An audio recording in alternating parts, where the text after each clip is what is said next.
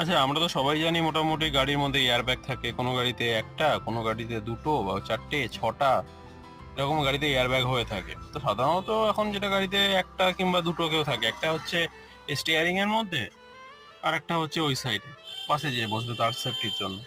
কিন্তু আমরা এটা জানি কি, মানে এয়ারব্যাগ কিন্তু এমন নয় যে গাড়ি পার্কিং করতে গেলাম তখন গিয়ে কোথাও ধাক্কা লেগে গেল তখন এয়ারব্যাগ খুলে যাবে, সেটা কিন্তু একদম নয়। এয়ারব্যাগের মানে কিন্তু এটা একদমই না। এয়ারব্যাগ তখনই খুলবে যখন গাড়ির স্পিড কমসে কম 40-এর ওপরে হবে, তখনই গিয়ে কিন্তু এয়ারব্যাগ খোলে, তার আগে কিন্তু না। ওই যে আমরা অনেক সময় দেখে থাকি যে ধাক্কা অ্যাক্সিডেন্ট হয়েছে কিন্তু এয়ারব্যাগ খোলেনি, না, অ্যাকচুয়ালি 40+ হতেই হবে, তার আগে এয়ারব্যাগ খোলে না সহজে যদি কোনো ডিফল্ট না থাকে।